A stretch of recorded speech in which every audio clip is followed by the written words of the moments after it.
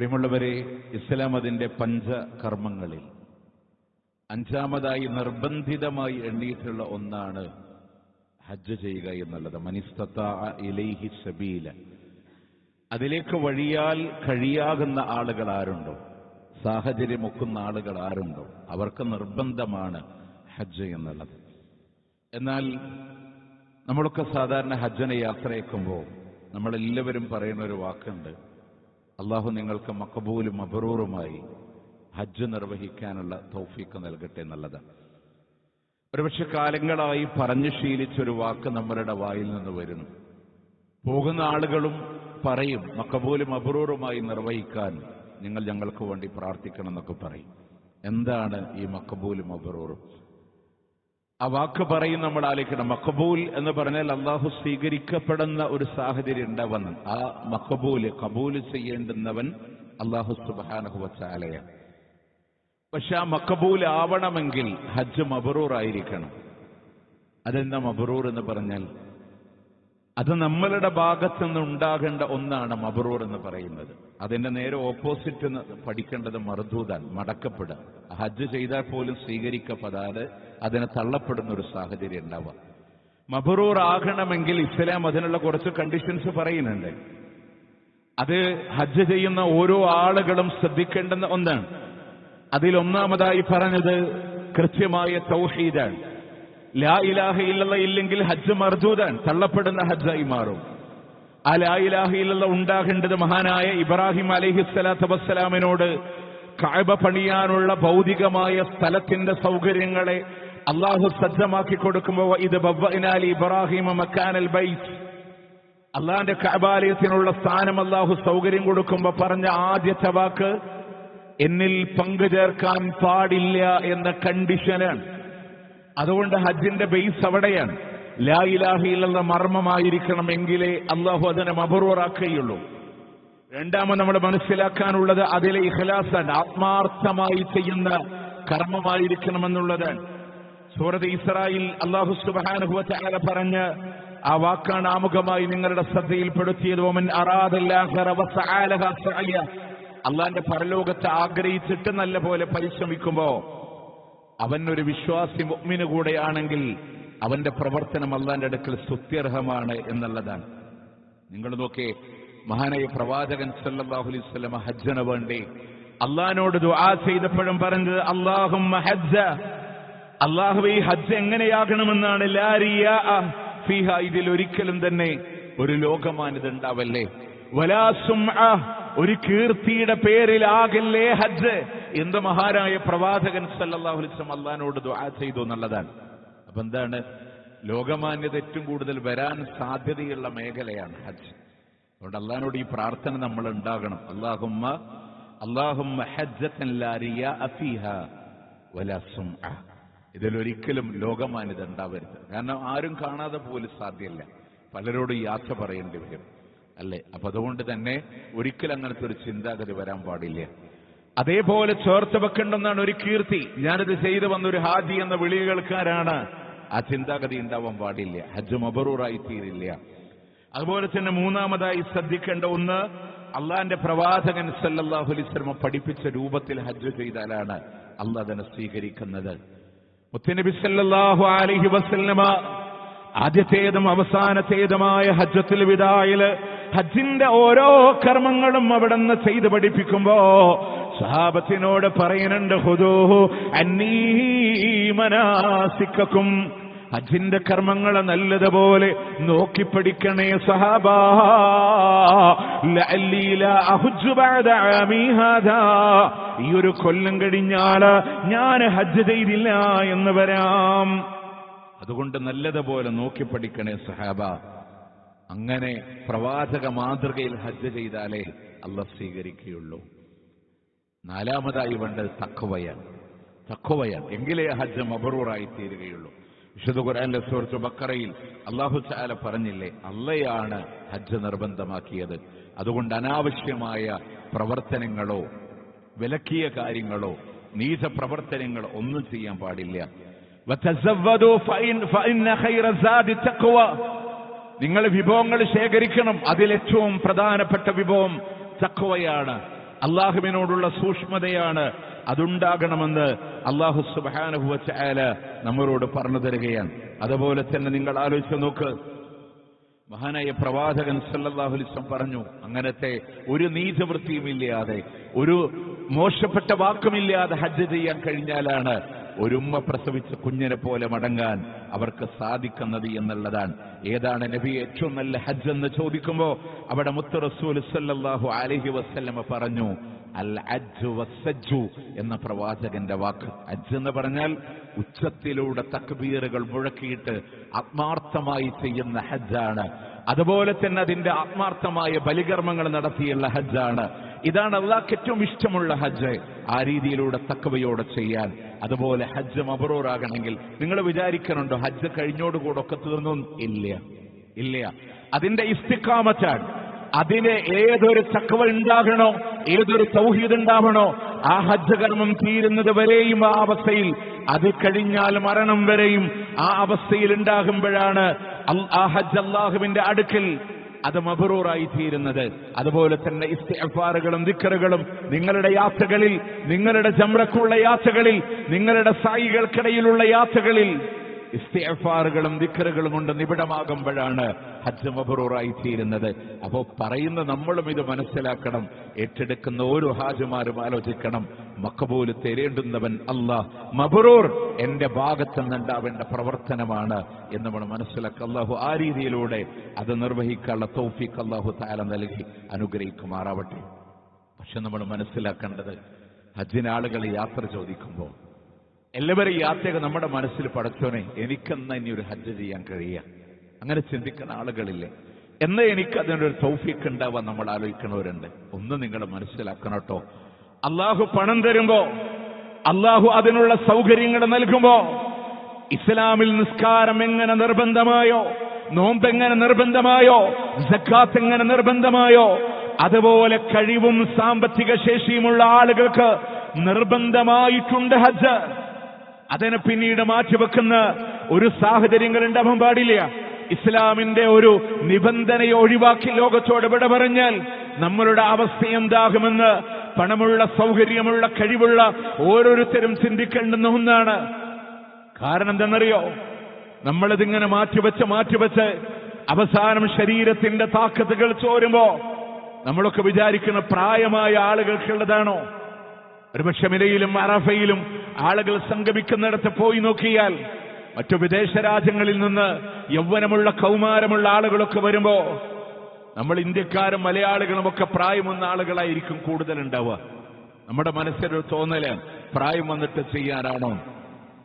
അല്ലാട്ടോ പ്രിയമുള്ളവരെ, നല്ല ആത്മാർത്ഥമായി ചെയ്യാൻ നിങ്ങൾ ആലോചിച്ചൊക്കെ താമസിക്കുന്ന ഹോട്ടലുകളിൽ നിന്ന് അവിടുന്ന് മിനാ ടെന്റുകളിലേക്ക് യാത്ര തിരിക്കുമ്പോ, അവിടുത്തെ സൗകര്യങ്ങളുടെ പരിമിതികളിലൂടെ കഴിയുമ്പോ, എത്ര ഉള്ളവനും ഇല്ലാത്തവരെ പോലെ കഴിയേണ്ടി വരുന്ന സാഹചര്യങ്ങളിൽ ഭക്ഷണത്തിന് വേണ്ടി കാത്തിരിക്കുമ്പോ, അവിടുന്ന് പിന്നീട് അറഫയുടെ മൈതാനിയിലേക്ക് യാത്ര തിരിക്കുമ്പോ, ഒരാരോഗ്യമുള്ള സമയമായിരുന്നെങ്കിലെന്ന് അറഫ ടെന്റുകളിലൂടെ പ്രാർത്ഥനയോടുകൂടെ കഴിയേണ്ടുന്ന സമയം, ക്ഷീണത്തിന്റെ മയക്കത്തിലൂടെ കിടക്കുന്നവരെ ആത്മാർത്ഥമായി ആരാധന ചെയ്യാൻ ശരീരം വഴങ്ങാത്തൊരു കാലഘട്ടങ്ങളില്ല.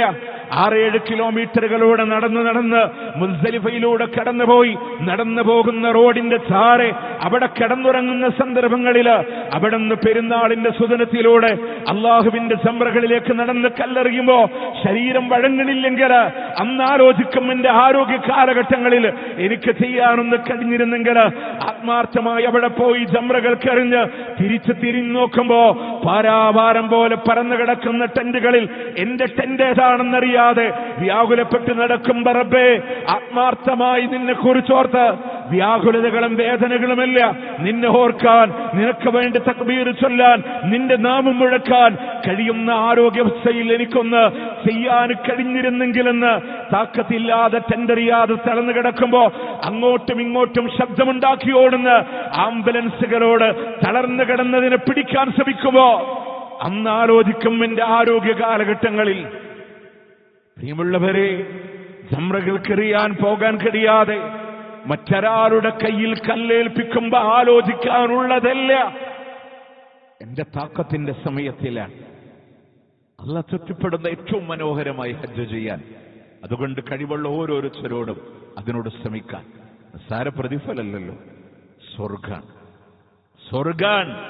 അൽ ഹജ്ജുൽ മബ്റൂർ ലൈസ ലഹു ജസാഉൻ ഇല്ലൽ ജന്ന. സ്വീകാര്യമായ ഹജ്ജിന് അല്ലാഹു സ്വർഗമല്ലാതെ പ്രതിഫലം നൽകണില്ല. ആ സ്വർഗം എനിക്ക് കിട്ടണം. ജീവിതത്തിൽ പലതും സംഭവിച്ചിട്ടുണ്ടാവാം. പക്ഷേ ഒരുമ്മ പ്രസവിച്ച കുഞ്ഞിനെ പോലെ ഹജ്ജ് കഴിഞ്ഞിങ്ങോട്ട് തിരിച്ചു വരുമ്പോൾ വയസ്സെത്രയാ? 3 ദിവസത്തെ പ്രായം, 4 ദിവസത്തെ പ്രായം. അങ്ങനെ മടങ്ങാൻ മോഹല്ലേ നമുക്ക്? അല്ലാഹു ദുആയിൽ ഇജാബത്ത് നൽകുന്ന സന്ദർഭങ്ങളെ കിട്ടാൻ മോഹല്ലേ? ഓരോ സന്ദർഭങ്ങളും പറയുമ്പോൾ അല്ലേ, മിനയിലും അറഫയിലും മുസ്ദലിഫയിലും ജംറകളിലും പ്രത്യേകമായ സ്ഥലങ്ങളും അള്ളാന്റെ കഅബാലയത്തിന്റെ അവിടെയും അങ്ങനെ പറഞ്ഞു വന്നിട്ട് അറഫയുടെ മൈതാനിയില് അല്ലാഹു ഇറങ്ങുന്നുണ്ട്. യൻസിലു റബ്ബുനാ തബാറക വതആല. അല്ലാഹു ഇങ്ങനെ ഇറങ്ങി വരുന്ന സന്ദർഭമാണ്. ഒന്നാം ആകാശത്തിലല്ല, അതിനും ഒരു പടി താഴെ അല്ലാഹു ഇറങ്ങി വരുന്ന സന്ദർഭമാണ്. തന്റെ മലായിക്കത്തുകളോട് അഭിമാനം നടിക്കുന്നു. കണ്ടില്ലേ എന്റെ അടിമകളിതാ, സ്വാലിഹീങ്ങളായ അടിമകളിതാ സംഗമിച്ചത് നിങ്ങൾ കാണുന്നില്ലേ എന്ന് മലായിക്കത്തിനോട് അല്ലാഹു ഫഖർ പറയുന്ന സന്ദർഭമാണ്. മലക്കളോട് അല്ലാഹു ഫഖർ പറയുന്ന എന്തുകൊണ്ടാണെന്നറിയാം? മനുഷ്യരെ ഭൂമിയിലേക്ക് പടക്കുന്നു എന്ന് പറയുമ്പോ, റബ്ബേ, അക്രമമുണ്ടാക്കുന്ന, രക്തച്ചൊരിച്ചലുണ്ടാക്കുന്ന ഈ വിഭാഗത്തിന് എന്തിനാ പടക്കുന്നത് എന്ന് റബ്ബിനോട് ചോദിച്ച മലായിക്കത്തുകളോട് എന്റെ വിളിക്കുച്ചരം നൽകാമെന്ന ഹാജിമാരെ നിങ്ങൾ കണ്ടില്ലേ എന്നുള്ള ഫഖർ പറയുന്ന ദിവസം. അന്നത്തെ ദുആക്ക് മടക്കല്ല കേട്ടോ. അള്ളാഹിനോട് ചോദിച്ചോ. അള്ളാഹ് ഒരുപടി താഴെറങ്ങി നിൽക്കുന്ന സമയം, ഒന്നാം ആകാശത്തിന്. അന്ന് ഹജ്ജിന് പോകുന്ന ആളുകൾക്ക് അറഫ പ്രത്യേക ഉച്ചരമുണ്ട്. അതോടൊപ്പം ഇവിടെയുള്ള ആളുകളോട് ദുൽഹജ്ജ് 9 അറഫ ദിനം ഹജ്ജിന് പോകാൻ കഴിയാത്തവരും ആ ദിവസം ഉപയോഗപ്പെടുത്തി പ്രാർത്ഥിക്കണം അള്ളാഹിനോട് ഇജാബത്തിന്. അപ്പൊ നമുക്ക് മോഹം വരണില്ല, കൂലി കിട്ടണം അല്ലേ? അള്ളാഹു നമുക്കൊക്കെ തൗഫീഖ് നൽകട്ടെ. എന്നാൽ നിരാശപ്പെടുന്നവരോട്, നിരാശക്ക് വകുപ്പില്ല അള്ളാന്റെ ദീനിൽ.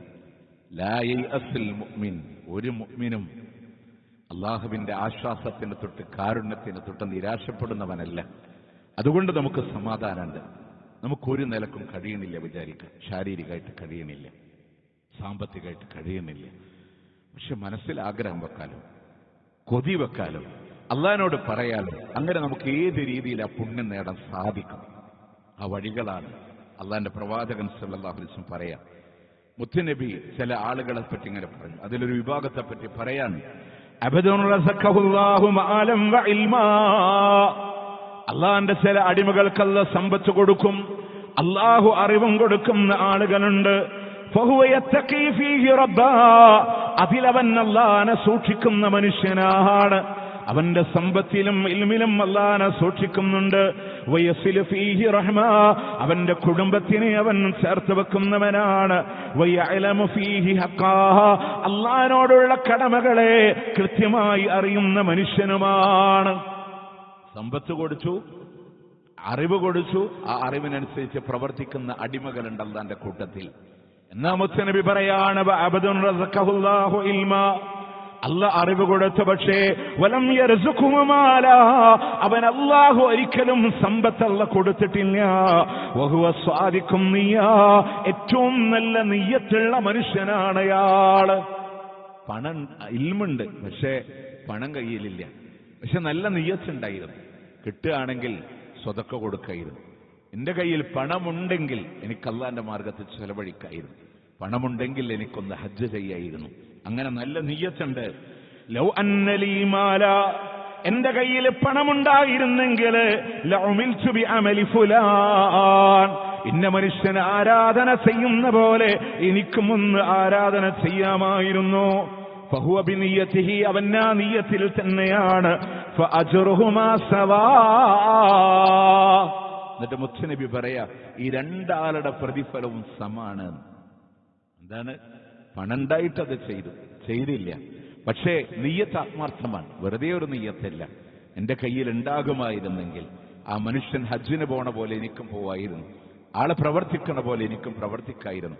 ആ നിയ്യത്ത് കൃത്യമുണ്ടോ, ആത്മാർത്ഥമാണോ, നമ്മളത് വന്നാൽ ചെയ്യുന്ന മനുഷ്യനാണെന്ന് അല്ലാഹ്ക്ക് ബോധ്യപ്പെട്ടാൽ ചെയ്ത ആളും ഈ ആഗ്രഹിച്ച മനുഷ്യനും പ്രതിഫലത്തിൽ അജ്റുഹുമാ സവാ, അവരുടെ രണ്ടുപേരുടെയും കൂലി സമാണെന്ന്.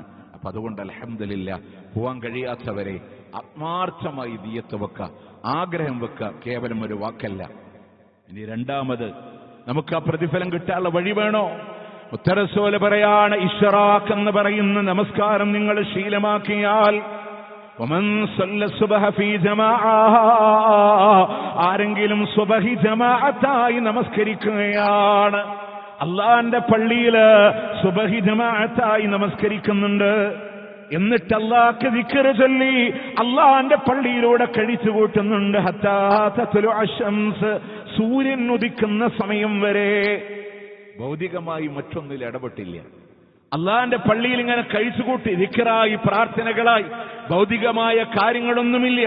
അങ്ങനെ സൂര്യൻ ഉദിച്ച് ആ ഉദയമൊന്ന് തെന്നിമാറി ഒരൽപ്പസമയം കഴിയുമ്പോ അള്ളാഹ്ക്ക് വേണ്ടി 2 റക്അത്ത് നമസ്കരിക്കുന്നുവോ, കാനത് ലഹു കഅജ്രി ഹജ്ജത്തിൻ വഉംറ, അവന് ഹജ്ജിന്റെയും ഉംറയുടെയും പ്രതിഫലമുണ്ടെന്ന് റസൂലുള്ളാഹി സ്വല്ലല്ലാഹു അലൈഹി വസല്ലം.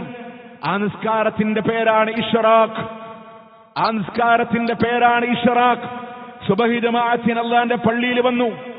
ആ നിസ്കാരം കഴിഞ്ഞ് ഭൗതികമായ കാര്യങ്ങളിൽ ഇടപെടാതെ ദിക്റുകളായി ഖുർആനായി അല്ലാഹുവിന്റെ പള്ളിയിൽ ഇങ്ങനെ കഴിച്ചുകൂട്ടി. ഉദയത്തിന്റെ സമയമൊന്ന് തെന്നിമാറുമ്പോ, നമ്മുടെ പള്ളിയിലെ നിസ്കാരത്തിന്റെ സമയത്തിന്റെ ബോർഡ് എഴുതുമ്പോ കലണ്ടറിൽ നിസ്കാര സമയം വരുമ്പോ ഉദയം എന്ന് പറഞ്ഞൊരു സമയം ഉണ്ടാവും. എന്തിനാ? ആ ഉദയത്തിന്റെ സമയം മാറിക്കഴിഞ്ഞാൽ ഉദയ സമയത്ത് നിസ്കരിക്കാൻ പാടില്ല. ആ സമയം മാറി ഒരു 10 മിനിറ്റ് 20 മിനിറ്റിന്റെ ഗ്യാപ്പ് കൂടുന്ന ക്ഷമ കാണിച്ചിട്ട് ഒരു 2 റക്അത്ത് നിസ്കരിച്ചാൽ ഹജ്ജിന്റെ ഉംറയുടെ പ്രതിഫലം ഉണ്ടെന്ന് പറഞ്ഞു. എന്നിട്ട് മുത്തുനബി, നമുക്ക് തോന്നൂല്ലേ ഒരു ഇശ്റാഖ് നിസ്കാരത്തിന് ഹജ്ജിന്റെ ഉംറയുടെയും കൂലി കിട്ടോ? ഹബീബ് പറഞ്ഞു,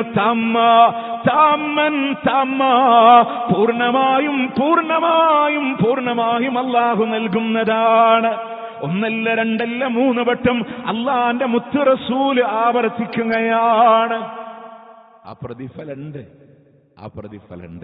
അപ്പൊ അതുകൊണ്ട് തന്നെ ചെയ്യാൻ കഴിയാത്തവരോട് കഴിവുള്ളവൻ ഹജ്ജ് തന്നെ ചെയ്യണം. അതിന്റെ കൂലി നമുക്ക് കിട്ടാനുള്ള മറ്റൊരു വഴിയാണ് അല്ലാഹു സുബ്ഹാനഹു വ തആല പറഞ്ഞത്. മറ്റൊരു വിഷയം 3, ഇൽമ് നേടാൻ വേണ്ടി അള്ളാന്റെ പള്ളിക്ക് ഇങ്ങനെ പുറപ്പെടുക, പള്ളികളിൽ നിന്ന് ഇൽമ് പഠിക്കാൻ വേണ്ടി പുറപ്പെടുക.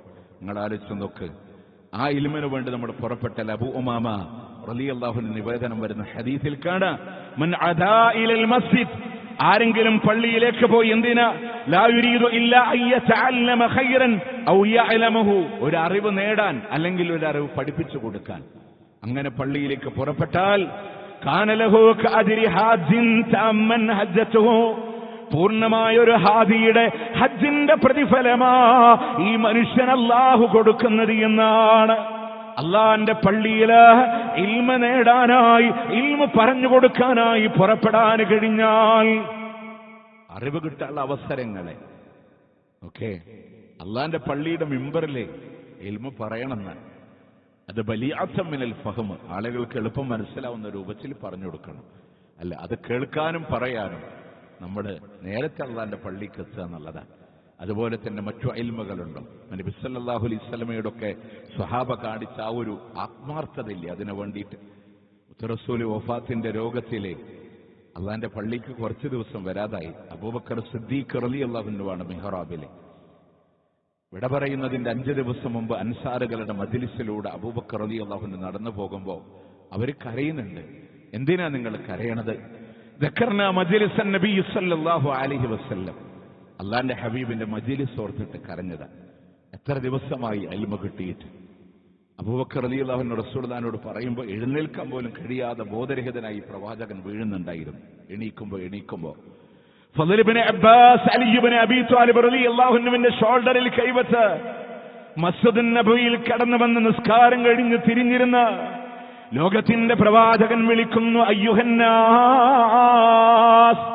വസബൂ ഇലൻ നബി സല്ലല്ലാഹു അലൈഹി വസല്ലം. അവര് മുത്തുനബിയുടെ വിളി കേട്ടപ്പോ ചാടി വീഴുകയാണ്, ഹബീബിലേക്ക് ചാടി വീഴുകയാണ്. അത്ര അവർക്ക് ആഗ്രഹം ഉണ്ടായിരുന്നു. ആ ഒരു ഇൽമിനോട്, ക്ലാസിനോടൊരു മോഹം ഉണ്ടായിരുന്നു. അള്ളാന്റെ പള്ളിയിലേക്ക് നമ്മളിങ്ങനെ കടന്നു വരുന്നത് ആ ഒരു നിയ്യത്തിലാണോ ഹജ്ജിന്റെ പ്രതിഫലം ഉണ്ടെന്ന്? ആ പ്രതിഫലം ആഗ്രഹിച്ചിട്ട് അങ്ങനെ ഉപയോഗപ്പെടുത്താൻ നമ്മൾ ശ്രദ്ധിക്കുക. അതുപോലെ തന്നെ ഫർള് നിസ്കാരങ്ങൾക്ക് വേണ്ടി അള്ളാന്റെ പള്ളിയിലേക്ക് കടന്നു വരാൻ നമ്മളൊക്കെ പലപ്പോഴും നിസ്കരിക്കുന്ന ആളുകളാണ്. പലപ്പോഴും പള്ളി വരുന്ന ആളുകളൊക്കെ നിസ്കരിക്കണവരാണ്. എന്നിരുന്നാൽ പോലും ഒരു സൂക്ഷ്മത കുറവ്. അപ്പോൾ വീട്ടിൽ നിസ്കരിച്ചാലും മതിയില്ലേ, അങ്ങനെ നിർത്തുന്ന ആളുകളൊക്കെ ഉണ്ട്. അള്ളാന്റെ പള്ളിയിൽ വരല്ലേ നിർബന്ധമാണ്. പലപ്പോഴും വീട്ടിൽ നിസ്കരിക്കുന്ന ആളുകളുണ്ട്. ഇനി പള്ളി വരണമെന്ന് തന്നെ വീട് താമസമൊക്കെ ആണെങ്കിൽ നമുക്കൊരു തോന്നലാണ്, സുബൈ വീട്ടിലാക്കലാണ് ബറക്കത്ത്. എന്നാൽ പള്ളിയിലുള്ള ആൾക്കാരും കൂടെ വീട്ടിൽ കൊണ്ടുപോയിട്ട് നിസ്കരിക്കുന്ന ആൾക്കാരുണ്ട്. ഇസ്ലാമിനെതിരാട്ടോ. ലഖദ് ഹമംതു അൻ നാമുറ ബിഹസബ്, ഒരു കെട്ട് വിറക് കൊണ്ടുവരാൻ കൽപ്പിച്ചാലോ എന്ന് ഞാൻ ആഗ്രഹിച്ചു പോയി. എന്തിനാ ഒരാളോട് നമസ്കാരം കൊണ്ട് വിളിക്കാൻ, ഒരാളോട് ഇമാമ് നിൽക്കാൻ, എന്നിട്ട് പള്ളിയിലേക്ക് വരാത്ത ആളുകളുടെ വീട് മുഴുവനും ഈ വിറക് കൊണ്ട് തീയിട്ട് കരിച്ചാലോ എന്ന് ഞാൻ ആഗ്രഹിച്ചു എന്നാണ്. നമ്മുടെ വീടിന്റെ ഉദ്ഘാടന ദിവസം അള്ളാന്റെ ഹബീബ് കരിക്കാൻ ആഗ്രഹിച്ച വീടാക്കിയിട്ട് നമ്മളുടെ വീടിനെ നമ്മൾ മാറ്റരുത്.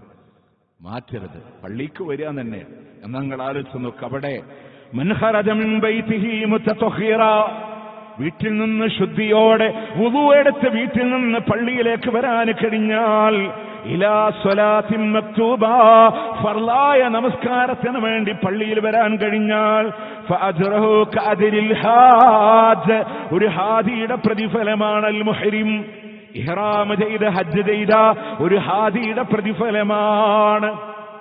എന്ത് വേണം? വീട്ടിൽ നിന്ന് ഒതുകൊടുത്തിട്ട് അല്ലാന്റെ പള്ളിക്ക് വരണം. നമ്മളതിലൊന്നും നമ്മൾ ശ്രദ്ധിക്കലില്ല. വീട്ടിൽ നിന്ന് ഒതുകൊടുത്തിട്ട് അല്ലാന്റെ പള്ളിക്ക്, അതുകൊണ്ട് കിട്ടണ ബെനിഫിറ്റ് ചെറുതൊന്നല്ല. നമ്മുടെ വീട്ടിൽ നിന്ന് ഒതുകൊടുത്ത് ശുദ്ധിയോടെ പള്ളിക്ക് വരുമ്പോൾ കിട്ടണ ബെനിഫിറ്റ് എന്താണെന്നറിയും? ഒന്ന്, ഹജ്ജിന്റെ പ്രതിഫലം കിട്ടുന്നതാ പറഞ്ഞു ഫർളിന്. അപ്പൊ മനസ്സിൽ നിയ്യത്ത് വേണം.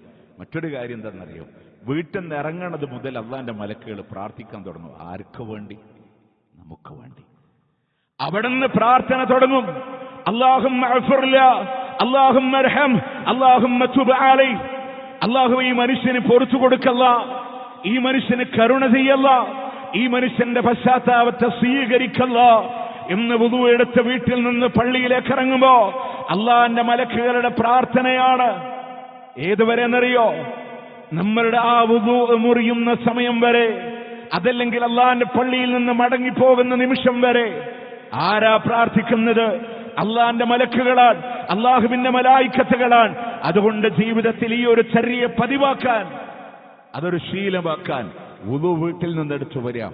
അങ്ങനെ ഫർള് നിസ്കാരത്തിന് വേണ്ടി അള്ളാന്റെ പള്ളിയിലേക്ക് വരുമ്പോ ഒരു ഹജ്ജിന്റെ പ്രതിഫലത്തെ പൂർണ്ണമായി അല്ലാഹു സുബ്ഹാനഹു വ തആല നൽകുമെന്നുള്ളതാണ്.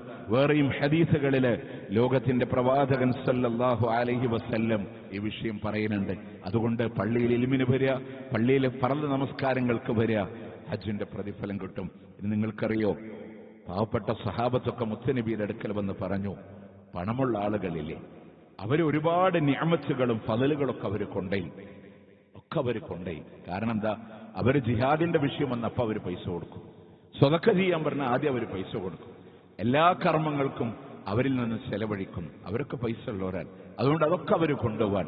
ഞങ്ങൾക്ക് അങ്ങനെ ഒരു അവസരം കിട്ടണില്ലല്ലോ നബിയെ, ഞങ്ങളുടെ കയ്യിലൊന്നുമില്ല. ഇന്ന് ഞങ്ങൾ ചെയ്യണതൊക്കെ അവർ ചെയ്യുന്നുണ്ട്. യുസല്ലൂന കമാ നുസല്ലി, ഞങ്ങളെ നിസ്കരിക്കുന്ന പോലെ അവരും നിസ്കരിക്കുന്നുണ്ട്.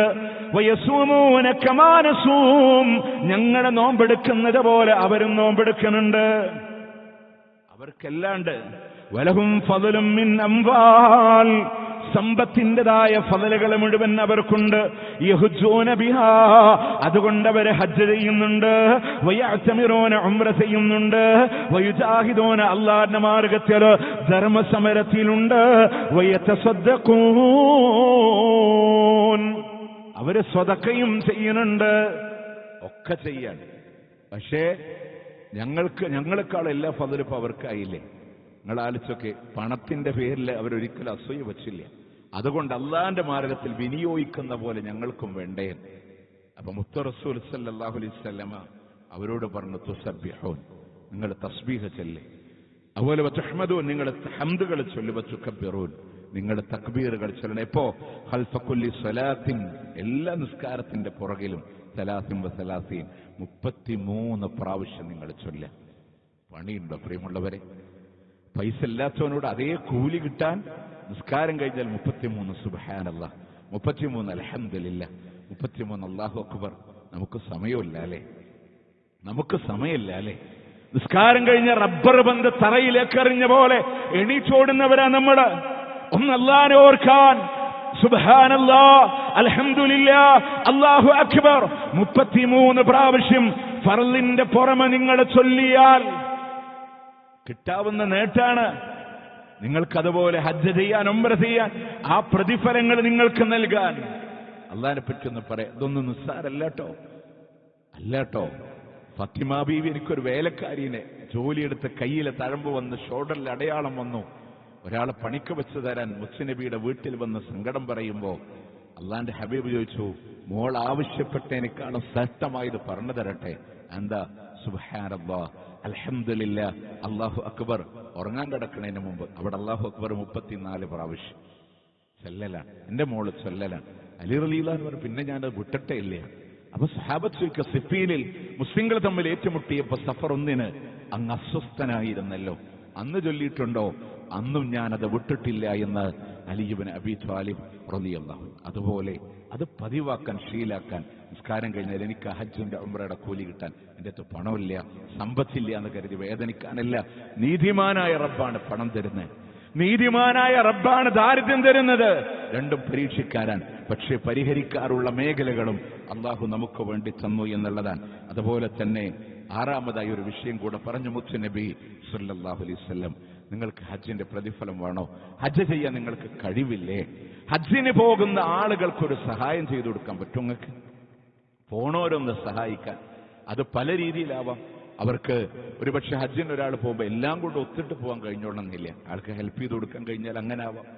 അല്ല, ആള് പോകുമ്പോ ആളുടെ കുടുംബം ഇവിടെ ഉണ്ടാവും നാട്ടിൽ, അവരുടെ കാര്യങ്ങൾ ചെയ്തു കൊടുക്കാൻ, ഒരു ഖിദ്മത്ത് എടുക്കാൻ. ഇത് എന്റെ വാക്കല്ല കേട്ടോ, അള്ളാന്റെ ഹബീബിന്റെ വാക്കാണ്. മുത്തനബി പറയാണ്, മൻ ജഹദ ഹാജാ, ഒരു ഹാജിക്ക് സൗകര്യങ്ങൾ ഒരാളെ ചെയ്തു കൊടുക്കുന്നുവെങ്കിൽ, യുദ്ധത്തിന്റെ രണഭൂമിയിലൂടെ പങ്കെടുക്കുന്ന യോദ്ധാവിന് സൗകര്യങ്ങളെ ചെയ്തു കൊടുക്കുന്നെങ്കിൽ, അതല്ലെങ്കിൽ അവന്റെ കുടുംബത്തില് അവന്റെ ഒരു ഖലീഫയായി സേവനങ്ങളെ ചെയ്തു കൊടുക്കാൻ സാധ്യമായാൽ, ഒരു നോമ്പുകാരന് നോമ്പ് തുറപ്പിക്കാൻ കഴിഞ്ഞാൽ, ഫലഹു മിസ്ലു അജ്രിഹി മിൻ ഉയ്രി അൻ യൻഖുസ മിൻ അജ്രിഹി ശൈ, അയാളുടെ പ്രതിഫലത്തിൽ നിന്ന് ഒന്നുപോലും കുറയാതെ അതുപോലെ ഇയാൾക്കും ലഭിക്കുന്നതാണ്. യുദ്ധത്തിന്റെ രണഭൂമിയിൽ പോകാൻ ശാരീരികമായിട്ട് കഴിയണില്ല, മറ്റു സൗകര്യങ്ങളുമില്ല. അപ്പൊ എന്ത് ചെയ്തു? പോണ ആൾക്ക് ഹെൽപ്പ് ചെയ്തു കൊടുത്തു. അയാൾ യുദ്ധത്തിന് പോകുമ്പോൾ അയാളുടെ കുടുംബത്തെ അവിടെ വിട്ടേച്ചു പോയതാണ്. അപ്പൊ അവരുടെ കാര്യങ്ങളൊക്കെ നിർവഹിക്കാൻ ഒരു പകരക്കാരനെ പോലെ പ്രവർത്തിച്ചു എങ്കിൽ, ആള് യുദ്ധം കഴിഞ്ഞു വരുമ്പോൾ അതേ പ്രതിഫലം അയാളിൽ നിന്നും കുറയാതെ ഇദ്ദേഹത്തിന് ലഭിക്കും. ഹജ്ജിന് പോണ ആൾക്ക് സൗകര്യങ്ങളെ ചെയ്തു കൊടുത്തു, അദ്ദേഹത്തിന്റെ കുടുംബത്തിന് വേണ്ട ഖിദ്മത്തുകളെ ചെയ്തു കൊടുത്തു എങ്കിൽ ആ ഹജ്ജിന്റെ പ്രതിഫലം ഇദ്ദേഹത്തിനും അയാളിൽ നിന്നും പോലും കുറയാതെ അള്ളാഹു നൽകുന്നുള്ളതാണ്. ഒരു നോമ്പുകാരനെ നോമ്പ് തുറപ്പിച്ച ആ നോമ്പിന്റെ പ്രതിഫലം അതുപോലെ നമുക്കും കിട്ടുന്നുള്ളതാണ്. അപ്പൊ അൽഹംദുലില്ലാഹ്, ഇവിടെ നമ്മൾ മനസ്സിലാക്കേണ്ടത് ഈ പണികളൊക്കെ ചെയ്താലേ ഹജ്ജായി എന്നുള്ളതല്ല കേട്ടോ. ഹജ്ജ് നിർബന്ധമാണ്, അത് ഫർളാണ്. ചെയ്യാൻ കഴിയാത്തവർക്ക്, അത് കഴിവുണ്ടായിട്ട് ചെയ്തില്ലേ, അള്ളാന്റെ അടുക്കൽ കുറ്റക്കാരനാണ്. നേരെ മറിച്ചിട്ട് നമുക്ക് കഴിയുന്നില്ല, പക്ഷെ ആ കൂലി വേണമെന്ന് ആഗ്രഹമുണ്ട്, അവർക്ക് ഇസ്ലാം നൽകിയ മറ്റു പരിഹാര മാർഗങ്ങളാണ്. ഈ വഴികളെ അവലംബിച്ച് ആ പ്രതിഫലങ്ങളെ നേടാൻ, അതിനുള്ള ശ്രമം നടത്താൻ നമുക്ക് തയ്യാറാകും. നബി സല്ലല്ലാഹു അലൈഹി വസല്ലം എന്തൊന്ന് പറഞ്ഞുവോ അതാണ് നമുക്കുള്ള പ്രതിഫലങ്ങളെ. പ്രിയമുള്ളവരെ, സമൂഹത്തെ വഞ്ചിക്കാൻ, ചൂഷണം ചെയ്യാൻ ഇറങ്ങിയ പല ആളുകളും ഹജ്ജിന്റെ ഉംറയുടെ പ്രതിഫലം കിട്ടാൻ ഇങ്ങോട്ട് പോരെ എന്ന് പറഞ്ഞ് വിളിക്കുന്ന, നിങ്ങൾക്കറിയാം, നമ്മുടെ കേരളത്തിലെ തൃപ്പനച്ചി എന്ന് പറയുന്ന സ്ഥലത്തൊരു മക്കാമിലെ കൊടിമരത്തിന്റെ ഇടയിൽ നടന്നാൽ ഹജ്ജിന്റെ പ്രതിഫലമുണ്ടെന്ന് പറഞ്ഞ് പാവപ്പെട്ട മുഴുവൻ ജനങ്ങളെയും പണ്ഡിത പുരോഹിതന്മാർ അങ്ങോട്ട് ക്ഷണിച്ചുകൊണ്ടിരിക്കാൻ അള്ളാന്റെ മുസ്നബി ഇതൊന്നും പഠിപ്പിച്ചിട്ടില്ല. ഇസ്ലാം ഏതൊന്നും നമ്മളോട് പറഞ്ഞു അത് നമ്മളുടെ ജീവിതത്തിലും പ്രാവർത്തിക തലങ്ങളിൽ കൊണ്ടുവന്ന് ഹബീബ് പഠിപ്പിച്ച മാർഗത്തെ അവലംബിച്ച് മുന്നോട്ട് പോവാൻ നമ്മൾ ശ്രദ്ധിക്കുക. അല്ലാഹു സുബ്ഹാനഹു വ തആല അനുഗ്രഹിക്കുമാറാവട്ടെ.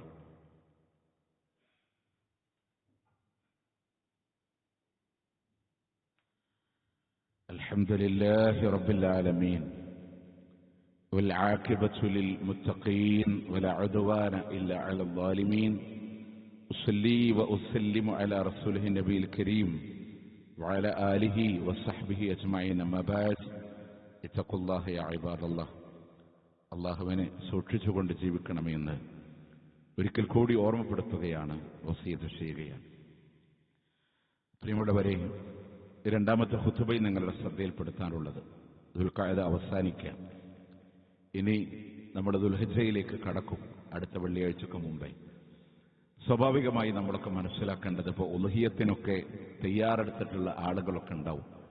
ഒരു കുടുംബത്തിൽ നിന്ന് ഒരു മനുഷ്യൻ ഉളുഹിയത്തിനെ വേണ്ടി നിയ്യത്താക്കിയാൽ അൽഹംദുലില്ലാ, ആ കുടുംബത്തിന് അത് മതിയാവും. ആ കുടുംബത്തിനൊക്കെ പ്രതിഫലം കിട്ടാൻ അത് മതിയാവും. സൗകര്യമുള്ള ആളുകൾക്ക് 2-3 ഷെയർ ഭാര്യയും ഭർത്താവും മക്കളൊക്കെ ഓരോ ഷെയർ എടുത്താലും അതൊന്നും വിരോധമുള്ള കാര്യങ്ങളല്ല. പക്ഷേ ഒരു ഗൃഹനാഥൻ എടുക്കുമ്പോൾ തന്നെ ആ കുടുംബത്തിന് പ്രതിഫലങ്ങളൊക്കെ ലഭ്യമാവും. അള്ളാഹു നമുക്ക് നൽകി അനുഗ്രഹിക്കുമാറാവട്ടെ. നമ്മൾ ശ്രദ്ധിക്കേണ്ട, അതിന്റെ പൂർണ്ണമായ സുന്നത്തിൽ ശ്രദ്ധിക്കാനുള്ള ഒരു ചെറിയൊരു കാര്യമാണ് ഈ ഖുതുബയിൽ നിങ്ങളുടെ ശ്രദ്ധയിൽപ്പെടുത്താനുള്ളത്.